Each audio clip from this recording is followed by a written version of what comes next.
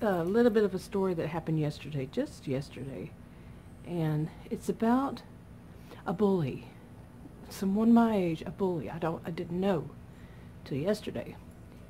Now, I'm not going to give the name of the place or anything like that, you know, because there could be all kinds of problems that come from that. You know, saying where it is, and it's, you know, that person's word against my word, and no. But it was a really bad situation, and these happen far too often. And I mean, I've already mentioned where I live, the area, you know, has a reputation. I didn't give it. I've gone through that before, said all that, and I call it Narcissismville. It's an area, but some people say it's just one, this suburb of Dallas, but it's not. It's an area. It's more of an area around Dallas. I mean, north of Dallas. See a squirrel there that has stolen some kind of fruit from somewhere. Oh boy, how funny. But I'm going to start doing videos out here. I'm going to try. I'm not used to having it to where, you know, neighbors could hear me.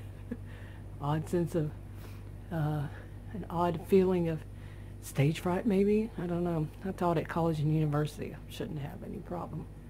But it's different. It is different. Now, what had happened is that every once in a while, I've lived here around 20 years, and, you know, for most of the past 20 years, and I usually try to find something that I can, not much of a joiner, but, you know, be part of, where it's kind of free. You know, I don't have to be there at any certain time. I've done the volunteer thing, won't ever do it again. It's another video, more than once.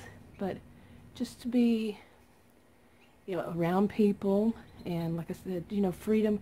I can come and go as I want, and I don't have to associate with anybody. I can do things there. You know, there are all kinds of places you can do it. You can go to a library and, you know, feel a part of a library. You know, they have rooms and you can go and do things. So then, anyway, this one I really had checked out quite a bit online, their website and everything, spoke to them over the phone. And yeah, I am old enough to know, and I have known this for many years, that there will always be that one. That's what I always called them, that one. These days it's more than just that one. But that one who's going to try to make it miserable. The one who's going to be like, have behaviors of cluster B. You know, there will always be that one. Any classroom, any organization, any group, yeah, at least one. Now, that's not 100% certain, but it's my experience. Okay, so I knew when I went into this place, living here all these years, knowing the score, that there would probably be at least that one. So the very first date, there was that one. And actually it was two. I was trying to get my membership. The woman who was taking, you know, doing it, she was a little smart aleck. And I'm like, whoa, you know.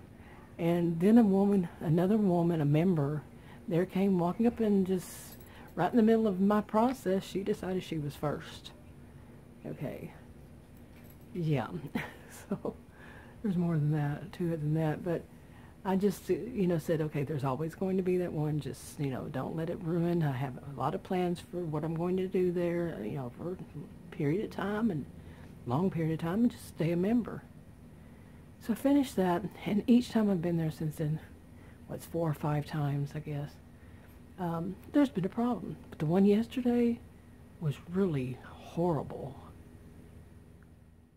And then I can make that brief.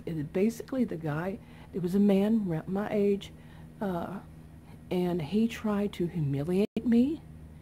He accused me of basically trying to get more than I paid for, which I have proof. I did not. It was just that he was a bully, thought I was a good target, and oh man, it was bad. Before I could even leave, it had gotten so bad. And you know, I stood my ground as much as I could in the situation as it was, and there were other people who witnessed it. Yeah, he wanted to really humiliate me in front of a lot of people, and some of them did not appreciate what he did. And anyway, some of it was, he'd make accusations, there were implications behind all this. So I never knew this person, never seen him before in my life, and he was just a bully. And, there's always at least that one, and that was in one particular area. He was that one. And the people who worked there heard him. They seemed kind of shocked. And, yeah. So anyway, it ruined it. It kind of ruined it for me. At least that's how I felt then, ruined it for me.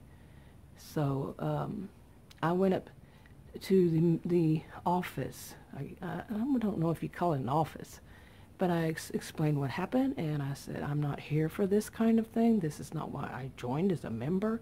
And the guy was very apologetic. He was around my age, this other guy. Okay, and I didn't even know who he is, this other guy, the one I told what had happened. And he was apologetic. And then I left from there, and I said, no, because what he said was, I'll mention it. Okay, no, you need to say, I'll take care of it, at least. So I called their main office, and the woman, she said something like, she's around my age, and she said, I am the one who's over it, over that place. So she was the main woman, I guess. And I told her, and boy, she was like, that is so improper. What he did was so inappropriate. And, I even said that, he could have seen my person come out and seen the whole place and see what, if I was trying to get more and all this stuff. I said, then at least I would have gotten an apology. I said, because he and the other woman, they did not apologize at all. Of course they're not. They're bullies, and they think they're right. And when they've done something wrong, yeah, they're going to blame the victim. They're going to ensure that everybody thinks it's the victim who's done it. But I had proof, okay? So I just wish I would have videotaped it. I really do. I really think it's awful that when I go somewhere, I need to video everything I do. And it has really gotten seriously bad here.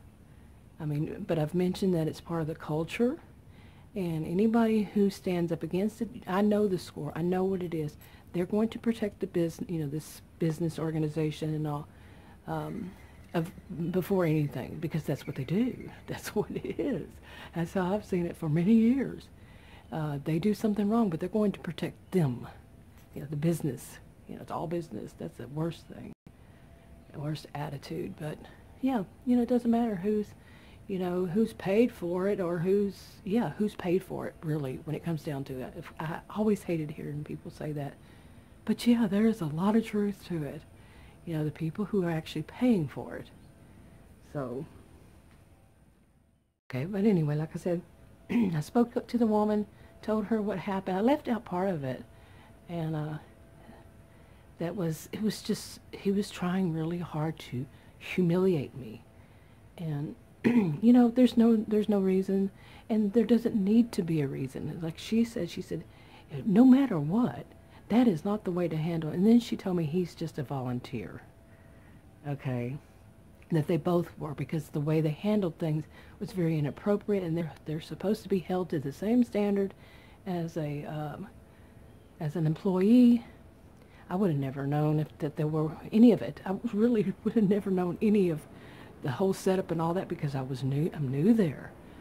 And anyway, like I said, I had proof, and I told her, the whole thing about, at least I would have gotten an apology. Well, she was apologizing for them, and that's what a leader, the top person should do. They are the ones who take responsibility for what everybody else does, because they're the ones who are responsible. They should have been trained better. Period. You don't attack someone who is a member like that.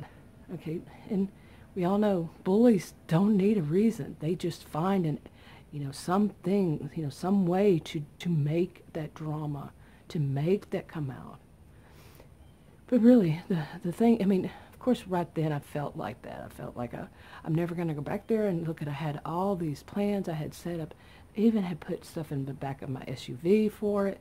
Went through things so much, because I would have this opportunity finally. I found the place. I became a member, so forth, so forth.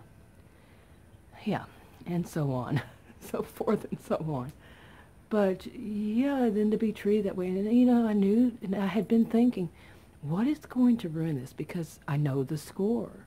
With Life in Narcissismville, I know the score. And yeah, some people say, well, if you knew, then you're setting yourself up for it. And I would disagree. That's blaming the victim.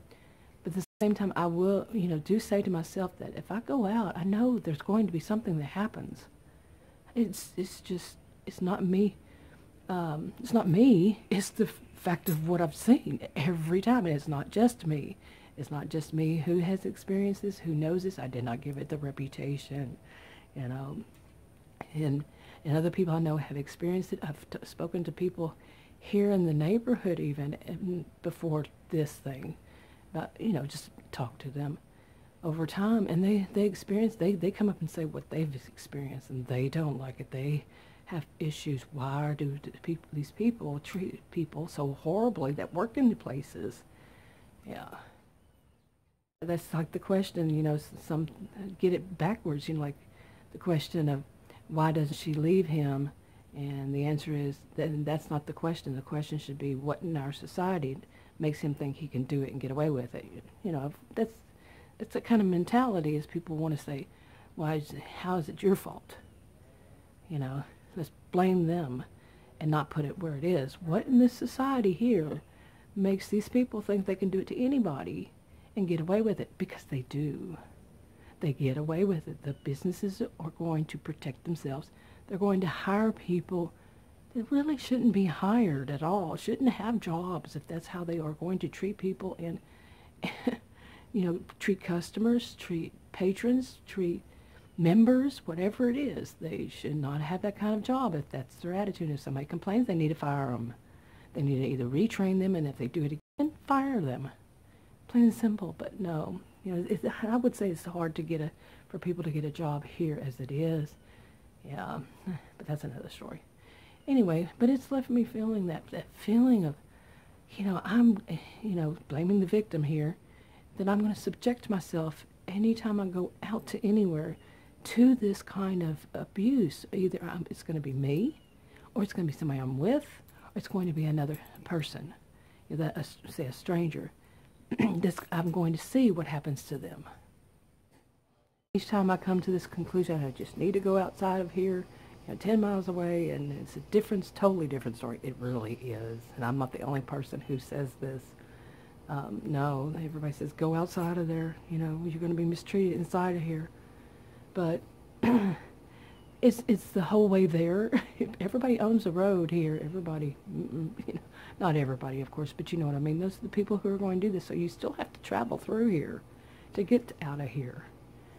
And I mean, you can build up resentment. I can't even go in my neighborhood, to a store or to a business or to somewhere I have a membership because of this kind of thing. And really, I have lived in a place where the theme of the place had just started to spread. More and more people said, hey, they're getting away with it. They're getting away with it. And that's what happens. They get away with it. But anyway, this is an attempt to do one video here. I'm not sure that I'll like it, but I did want to talk about this because, yeah, vent, it's like journaling. I did make a video right after it happened. I do that every once in a while when something really bad to me happens. And I put it on a channel that I don't use, and it's just there on private. And I did this for this one too, venting, getting it out of my system so I can move on. To move on to what? The next time I go out, it's that bad. And like I said, I'm not the only person who sees this. I'm not the only person who experiences it. I'm not the only person who feels like this. This is really bad. So hopefully the world doesn't come like this, because this is bad, pathetic. Anyway, wrapping it up. Talk to you on another video. Bye.